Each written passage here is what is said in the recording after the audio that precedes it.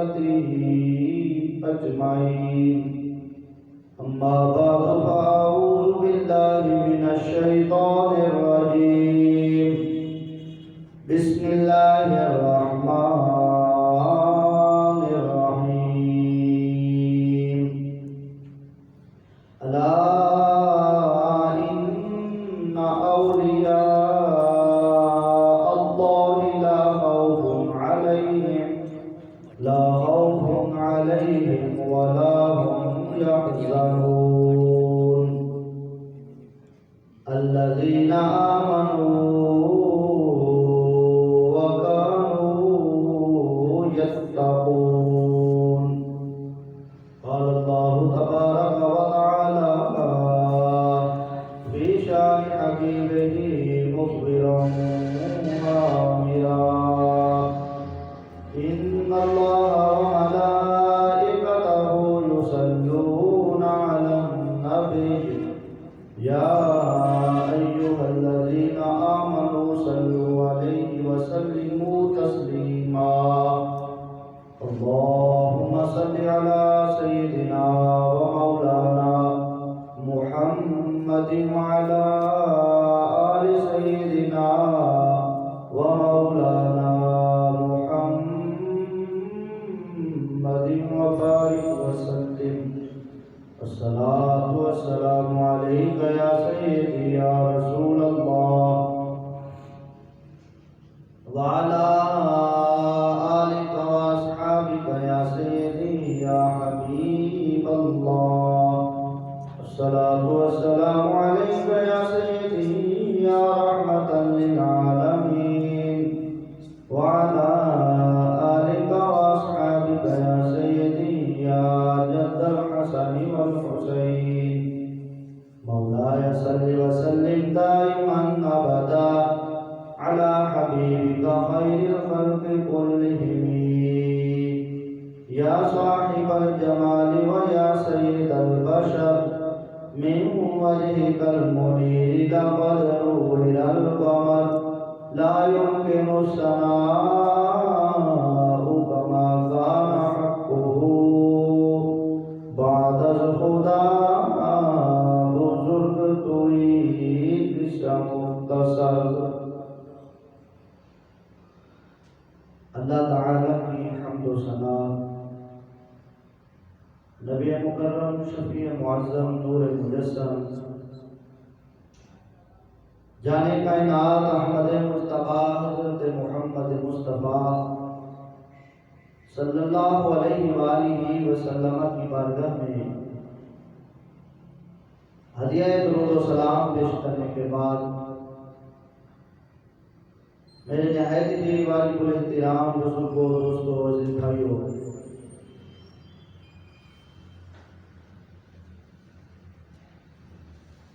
قرآن مجید اور فرقان حمید کی آیات بینات تلاوت کی ہیں. ان آیات میں اللہ تعالیٰ نے اپنے ولیوں کا تذکرہ کیا ہے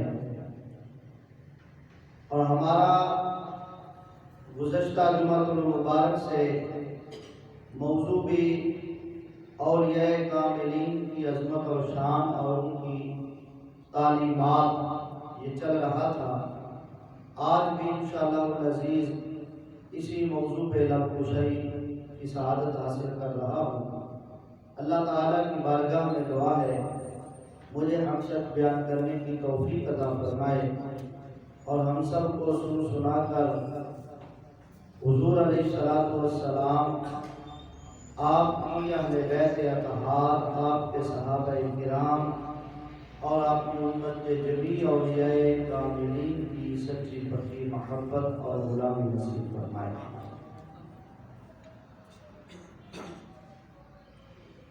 کائنات میں جب ہم غور کرتے ہیں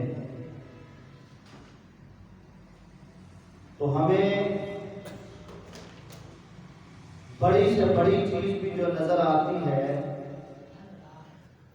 وہ بھی ڈر میں ہے، خوف میں ہے. پہاڑ ہیں، مضبوط بڑے جسم والے طاقت والے ہیں، لیکن وہ بھی اس خوف اور ڈر میں ہیں کہ کوئی ہمیں تراشنے والا نہ آ جائے۔ سورج، چاند اگرچہ بہت بڑے ہیں، لیکن وہ بھی اس خوف میں ہوتے ہیں کہ ہمیں کہیں گرہن نہ لگ جائے۔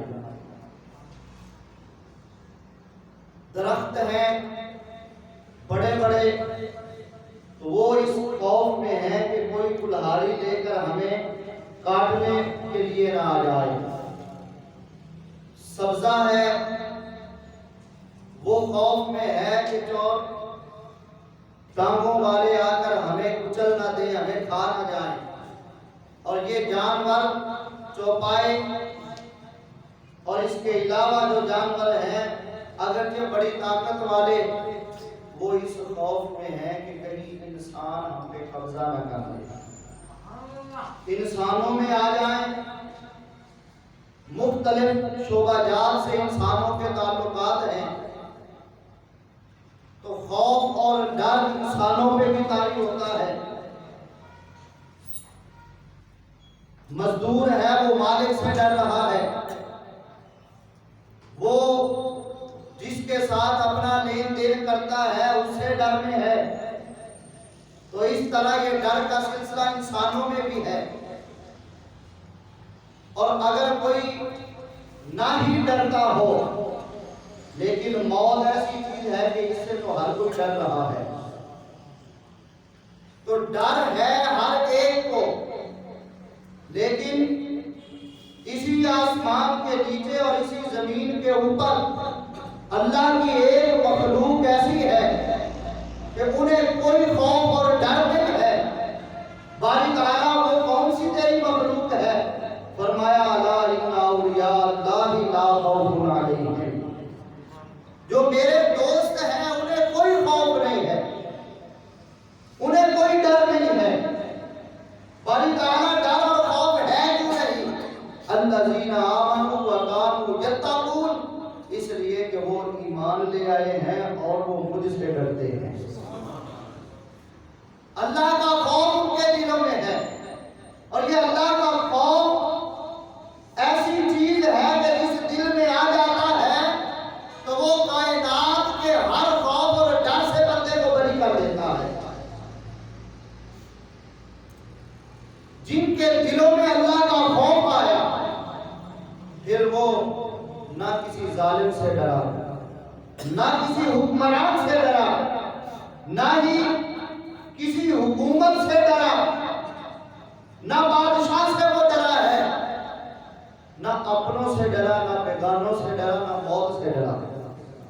اللہ کا ڈر آ گیا، اللہ کا خوف آ گیا ہے اس دل میں، تو وہ تو موت سے بھی نہیں ڈرتا ہے۔ 1857 کی جو جنگ آزادی ہے، اس دوران کا یہ واقعہ ہے جب انگریز نے علماء کرام کو جہاد کا فتویٰ دینے کی مد میں قید کر لیا، اور وہ زور دے رہا تھا کہ جہاد کا فتویٰ واپس لو۔ علماء کرام اپنی غیرت ایمانی کا ثبوت دے رہے تھے، اور وہ اپنا فتویٰ واپس لینے کے لیے تیار نہ تھے۔ انہی علماء کرام میں ایک علامہ کفایت علی رحمت اللہ تعالی علیہ تھے، ضعیف العمر بزرگ ہیں، ان کو بھی قید کر لیا گیا ہے۔ اور معلوم یہ ہوتا ہے کہ وہ ان کے سالار تھے، سب سے بڑے تھے۔ تو وہ جو علماء کرام، علماء حقاق جہاد کے بارے میں فتویٰ دے رہے تھے کہ جہاد مسلمانوں پر فرض ہے، جہاد چھوڑیں گے تو مسلمان دبتا چلا جائے گا، مسلمان نیچے جاتا جائے گا، اور جب جہاد کو پکڑے رکھے گا تو پھر اللہ اسے بلندیاں عطا فرمائے گا۔ وہ کہتے تھے جہاد کا فتویٰ واپس لو، نہیں مان رہے تھے۔ توپوں کے آگے باندھ کر پوچھا گیا اب فتویٰ واپس لیتے ہو؟ انہوں نے کہا نہیں، فتویٰ نہیں واپس لیں گے۔ یہ جان جاتی ہے چلی جائے، مصطفیٰ کریم علیہ السلام کا کلمہ پڑھا ہے تو وہ کلمہ پڑھنے کی لاج رکھیں گے اور حضور کی شریعت پہ پہرا دیں گے۔ چوکیدار بن کے وہ پہرا دیتے رہے، انہوں نے توپوں کے آگے باندھ کر توپیں چلا دی، ان کو شہید کر دیا۔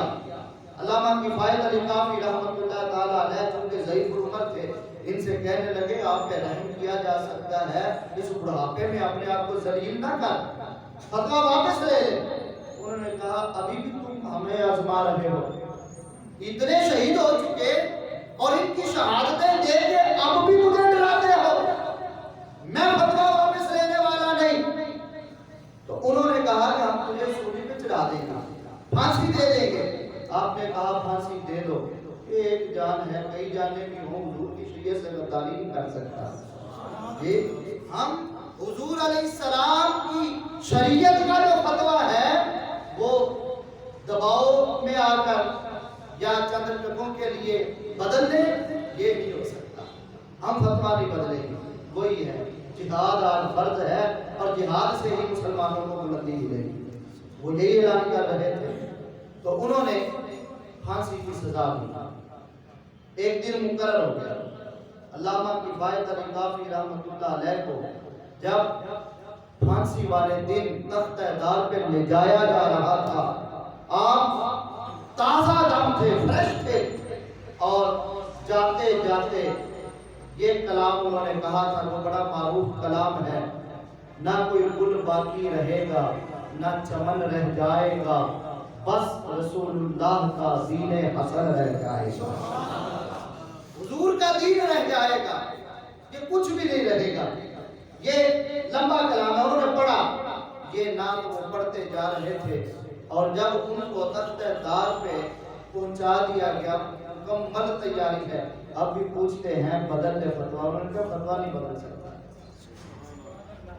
اب پھانسی دے دی گئی، شہید ہو گئے، لیکن حضور علیہ السلام کی شریعت سے انہوں نے غداری نہیں کی ہے، دباؤ آیا ہے، جان جا رہی ہے، اور اللہ تبارک و تعالیٰ کو اجازت دے رہا ہے یہاں اگر قرآن کو پڑھے، من اکرہ وقلبہ مطمئن بالایمان، جس کو مجبور کیا گیا کہ تو کفر کا جملہ کہہ، اگر نہیں کہے گا تو تجھے قتل کر دوں گا۔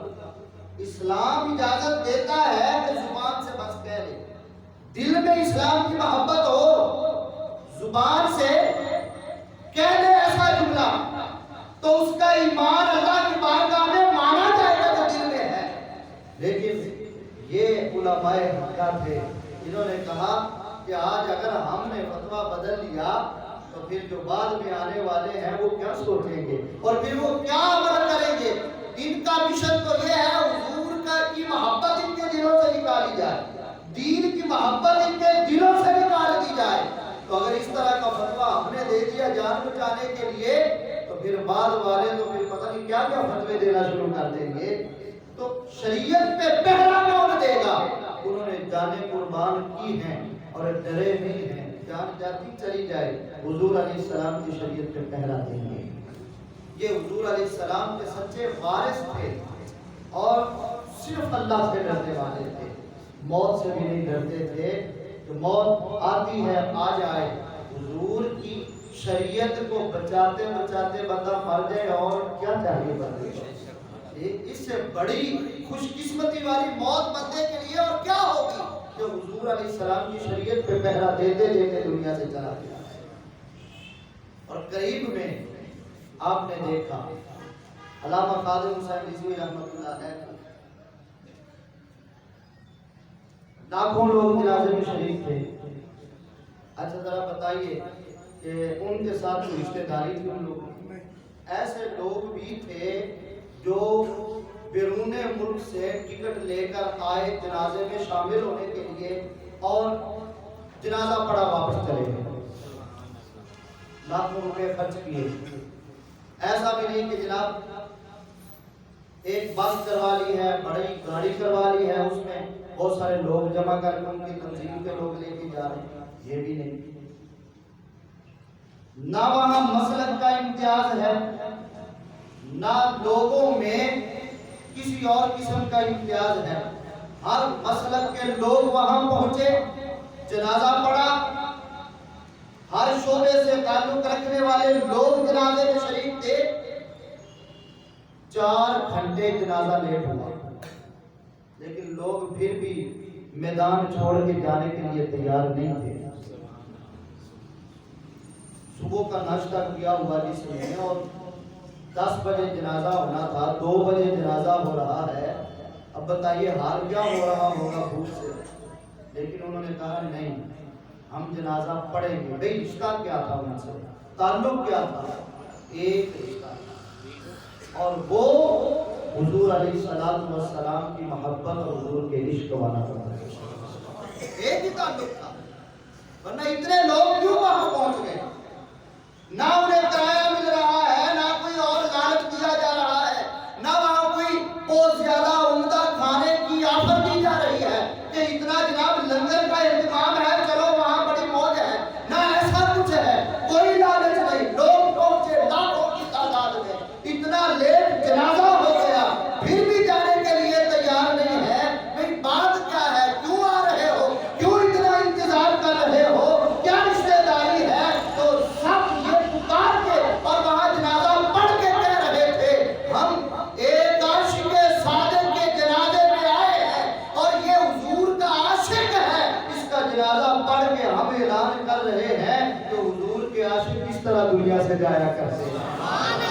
یہ حضور کی محبت جس دل میں ہوتی ہے، حضور کی کا عشق جس دل میں ہوتا ہے، اللہ تبارک و تعالیٰ اس عزت کے ساتھ اس کو اس دنیا سے لے جاتا ہے۔ بتانا یہ چاہتا ہوں کہ اللہ کے جو نیک اور ولی ہوتے ہیں وہ کسی سے ڈرتے نہیں ہیں۔ وہ ہم نا زندگی میں کسی کو پہچانتے نہیں، بندہ ہمارے اندر ہوتا ہے ہم قدر نہیں کرتے، جب چلا جاتا ہے نا پھر ہمیں قدر ہوتی ہے اور ہم کہتے ہیں او اتنا عظیم بندہ ہم نے کھو دیا۔ جب تک یعنی ہمارے اندر ہم میں اپنے آپ کو منوانے کے لیے بندے کو مرنا پڑتا ہے، بہت بڑی قیمت موت کی صورت میں چکانی پڑتی ہے، بعد میں ہم ماننا شروع کر دیتے ہیں۔ زندگی میں ماننا، زندگی میں مان رہے ہیں، اور ان لوگوں کے ساتھ رابطہ اور تعلق کا ہمیں فائدہ کیا ہے؟ جو اللہ کے ولی ہیں، اللہ کے دوست ہیں، اللہ کے پیارے ہیں، حضور علیہ السلام کی شریعت کے پہرے دار ہیں، حضور علیہ السلام کی ذات کی بات آئے، حضور کی صفات کی بات آئے، حضور کے دین کی بات آئے، حضور کی شریعت کی بات آئے، تو وہ بولتے ہیں، میدان میں آتے ہیں۔ بھئی انہیں کیا ضرورت ہے؟ کیوں ایسا کرتے ہیں؟ اس لیے کہ محبت جب کسی سے ہوتی ہے نا تو پہلے یہ ہوتا ہے، پہلا سٹیپ محبت میں یہ ہوتا ہے بندہ اس کو پڑھتا ہے، جس سے محبت ہو اس کو بندہ بولیے اس کو بندہ پڑھتا ہے۔ ہمیں آقا سے محبت ہے کہ پھر اپنے رب سے آج سے وعدہ کریں اور اپنے آپ سے بھی وعدہ کریں، انشاءاللہ حضور کی سیرت کی ایک کتاب تو زندگی میں ضرور پڑھیں گے، سارے انشاءاللہ کہیں۔ ہو سکتا ہے کہ سب مل کے کہیں تو سب کو ہی نصیب ہو جائے۔ ایک سیرت کی کتاب چھوٹی سی بھی کیوں نہ ہو، مختصر سے مختصر ہو، حضور کی سیرت کی ایک کتاب ہم انشاءاللہ ضرور پڑھیں گے۔ جس سے محبت ہوتی ہے بندہ اس کو بولیے پڑھتا ہے، اور دوسرا سٹیپ محبت میں یہ ہوتا ہے کہ جب بندہ اس کو پڑھتا رہتا ہے نا تو اس مقام پہ پہنچتا ہے کہ پھر محبوب کی ہاں میں بندہ ہاں ملاتا ہے، محبوب کی نہ میں نہ ملاتا ہے۔ جہاں محبوب نے کہا ہاں وہاں ہاں، جہاں محبوب نے کہا نہ وہاں نہ، پھر یہ مقام آ جاتا ہے۔ اور اس سے اگلا مقام یہ ہوتا ہے کہ پھر جب بندہ اس مقام پہ پہنچ جاتا ہے، اس طرح ٹریننگ لیتا رہتا ہے، کرتا رہتا ہے، محبوب کی ہاں میں ہاں، محبوب کی نہ میں نہ، تو پھر اللہ وہ مقام دیتا ہے کہ پھر حضور کی ذات کی بات آئے، محبوب کی شریعت کی بات آئے، محبوب کی صفات کی بات آئے، محبوب کے دین کی بات آئے، اگر کوئی ان کے خلاف بات کر دے بندہ آپے سے باہر ہوتا ہے اسے تکلیف ہوتی ہے, اسے چبھن ہوتی ہے, اسے برداشت نہیں ہوتی ہے, تو یہ محبت کا اعلیٰ درجہ ہے. تو کچھ لوگ یہاں پر فائز ہوتے ہیں.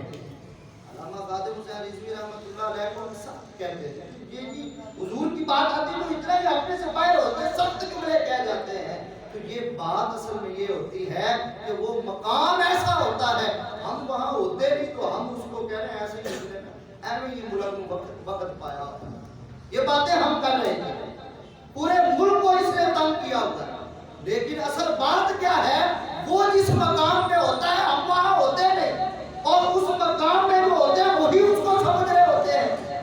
ہم تو بہت پیچھے پھر رہے ہیں, ہم کیا سمجھیں گے ان مقام والوں کو, ہم تو ہاں میں ہاں اور نہ میں نہ ملانے والے بھی نہیں ہیں. ہم تو سیرت کو پڑھنے ان کو پڑھنے والے نہیں ہیں. حضور علیہ الصلوۃ والسلام کے بارے میں اگر چند لوگوں سے کچھ پوچھ لیا جائے, کچھ پتہ نہیں ہوگا, تو حضور علیہ الصلوۃ والسلام سے جنہوں نے محبت کی ہے, اللہ تبارک و تعالی نے ان کو مقام کیا دیا ہے, اور پھر جو ان سے محبت کرتا ہے انہیں کیا ملتا ہے. یعنی یہ جو اللہ کے محبوب ہیں اور اللہ کے پیارے ہیں, ان کو جو مانتا ہے, ان کے پاس بیٹھتا ہے, ان سے محبت کرتا ہے, اسے ملتا کیا ہے. حضور علیہ الصلوۃ والسلام نے ارشاد فرمایا, قیامت کا دن ہوگا, کچھ لوگ ہوں گے ایمان والے, اللہ تعالیٰ انہیں جہنم میں بھیجے گا, اور اللہ کے جو پیارے ہوں گے, دوست ہوں گے, ولی ہوں گے, نیک لوگ ہوں گے, اللہ اپنے فضل سے انہیں جنت عطا فرمائے گا. تو وہ جنت میں جانے کے لیے تیار ہوں گے, جا رہے ہوں گے, تو وہ جہنم میں جو ایمان والے ہوں گے نا, وہ انہیں دیکھ رہے ہوں گے. تو دیکھتے دیکھتے ایک کو پہچان لیں گے اور اسے آواز دیں گے, کہیں گے حضرت آپ نے مجھے پہچانا نہیں. وہ کہیں گے نہیں پہچانا. تو وہ آگے سے عرض کریں گے, جناب میں وہ ہوں جس نے آپ کو فلاں موقع پر ایک گلاس پانی پلایا تھا. کیا پانی پلایا تھا, میں وہ ہوں. اب وہ کیا کریں گے, حضور فرماتے ہیں وہ بندہ جسے اللہ جنت عطا فرمائی ہے, اس کو اس نے پانی پلایا تھا, یہ بھول گیا ہے, اسے تو یاد ہے, اس نے پہچان لیا ہے. آج جب اتنا وہ کہے گا تو یہ اللہ کی بارگاہ میں عرض کرے گا, مولا اس نے تیرے فضل یافتہ بندے کو پانی پلایا تھا اور یہ جہنم میں ہے, اب میں عرض کرتا ہوں مہربانی فرما اسے جنت میں بھیج. اللہ تعالیٰ اس کی سفارش قبول فرمائے گا اور اس جہنمی کو پھر جنت میں داخلہ عطا فرما دے گا. یہ کتنا سا کام کیا ہے, پانی کو پلایا ہے. دنیا میں اب پانی کتنا مہنگا آتا ہے, آپ لیٹر کی بوتل بھی لے تو 30-40 روپے کی آ جاتی ہے. اب یہ ایک گلاس سے زیادہ پانی ہے, تو یہ اتنا پلا دیا ہے, 30-40 روپے خرچ کیے دنیا میں, آخرت میں فائدہ کتنا بڑا ہو گیا ہے. اب ذرا موازنہ تو کیجئے نا, دنیا میں ہم نے کتنا فائدہ, کتنا ہم نے نقصان کیا مال کا, اور وہاں فائدہ کتنا بڑا ہوا. تو یہ اللہ والوں سے پیار اور نسبت کا فائدہ ہے. اور ایک بندہ ایسے ہی دیکھے گا جنتی کو, حضرت پہچانا نہیں, نہیں پہچانا, میں وہ ہوں جس نے آپ کو وضو کروایا تھا. وہ اس کی سفارش کرے گا اور اس کو جنت میں لے جائے گا. اللہ تعالیٰ جنت داخلہ فرمائے گا اس کو. اور ایسے ہی لوگ اعمال کا ذکر کریں گے, میں نے کھانا کھلایا تھا, میں نے لباس پہنایا تھا, وہ سفارش کریں گے اور جنت میں لے جائیں گے. جناب والا کتنا سا فائدہ اس نے دنیا کے اندر مال خرچ کیا, کتنی سی خدمت کی ہے, لیکن قیامت کے دن فائدہ کتنا بڑا ہو گیا ہے. تو یہ ان لوگوں کے پاس بیٹھنا, ان لوگوں کی مجلس میں آنا جانا اور ان کی خدمت کرنا, یہ اتنا بڑا اجر رکھتا ہے کہ قیامت کے دن ہمیں پتہ چلے گا, آج نہیں ہمیں پتہ چلتا. تو ایسے لوگوں کے پاس بیٹھا کریں, ہمیں تو ٹائم ہی نہیں ملتا. ہم تو مسجد کے مولوی صاحب کے پاس 10 منٹ دیتے کہ کچھ دین کی باتیں ہی سمجھ لیں. ہم ان لوگوں کے پاس کہاں جائیں گے وقت نکال کے. وقت نکالیں جناب, وقت نکالیں گے تو کچھ حاصل ہوگا نا. یہ صرف یہ نہیں کہ صبح اٹھے جناب نماز پڑھ لی اپنے کام پہ چلے گئے, کام سے واپس آئے, مغرب پڑھی نہ پڑھی نہ صحیح, عشاء پڑھی نہ صحیح, کھانا کھایا سو گئے, صبح اٹھے کام پہ چلے گئے. یہی زندگی نہیں ہے. اصل زندگی یہ ہے کہ بندہ حضور علیہ السلام کی محبت میں زندگی گزارے, حضور کے عشق میں زندگی گزاری جائے, نیک لوگوں کی صحبت میں بیٹھا جائے, ان کے پاس وقت نکال کے جائے, کچھ سیکھیں. بھئی دیکھیں نا, ایک شمع جل رہی ہو مکوانا میں, ایک شمع ہو محمد والا میں, تو وہ شمع ہم نے جلانی ہے جو جل رہی ہے مکوانا میں, تو وہ وہیں سے جل جائے. بولیے تو صحیح, مکوانا میں جو شمع جل رہی ہے وہ تو جل رہی روشن ہے, اور یہ جو ہے اس کو ہم نے جلانا ہے, تو یہ یہیں سے جل جائے گی. جس کو نہیں سمجھ آئی وہ نہ بولے, جسے سمجھ آئی وہ تو بولے. نہیں جل سکتی. کیوں؟ بے اتنی دور سے کیسے پاس میں جانا پڑے گا. تو جن کے سینوں میں عشق مصطفیٰ کی دولت ہے تو ان کے پاس جائیں گے تو یہ دولت ملے گی نا. ہم کہیں ان کے پاس جائیں گے نا تو ہم عاشق بن بھی جائیں, یہ کیسے ہو سکتا ہے؟ عشق مصطفیٰ کی شمع اگر جلا دی ہے تو پھر جس کے سینے میں جل رہی ہے اس کے پاس تو جانا پڑے گا. جب جائیں گے وہاں بیٹھیں گے, وقت دیں گے ان کو, تو پھر ہمیں بھی کچھ نہ کچھ عشق مصطفیٰ کی دولت ملے گی. بیٹھا کریں, نیکوں کے پاس بیٹھنے کے لیے وقت نکالا کریں. یہ زندگی کے اندر اللہ تبارک و تعالی نے جو لمحات عطا کیے ہیں تو نیکی کے ماحول میں جایا کریں. بہت سارے دنیا کے معاملات ہیں, ہمارے پاس وقت نہیں ہوتا, ہم وقت نکال کے جاتے ہیں. ایسا ہوتا ہے نہیں ہوتا؟ دوستوں کی محفلوں میں ہم جاتے ہیں, دنیا داری کی محفلوں میں ہم جاتے ہیں, تو کیوں نہ ہو کہ ہفتے میں ایک دن کے اندر کوئی آدھا گھنٹہ ہی ہم نکال لیں کہ اللہ والوں کے پاس بیٹھے, نیکوں کے پاس بیٹھے, ان کے پاس جائیں, ان کی خدمت کریں, پانی پلائیں, چائے کی پیالی پلائیں, اور انہیں کہیں کہ جناب ذرا آئیے گا, ایک آج آپ کو چائے پلانی ہے. چائے میں کتنا خرچہ ہوگا, وہ آ جائے گا, یہ تو اللہ کا پیارا ہے, وہ آئے گا, اس کو کچھ پلائیں گے. جب پاس چل کے چلے جائیں گے, وہاں جا کر ان سے وقت لیں گے, کچھ سیکھیں گے, تو وہ جو انوار اس پہ برس رہے ہیں اس سے کچھ حصہ تو ہمیں بھی ملے گا کہ نہیں ملے گا. جایا کریں. یہ زندگی اللہ تعالیٰ نے ایک بار دی ہے, بار بار نہیں ملتی, اور ایسی باتیں بھی آپ کو بار بار سننے میں نہیں ملتی.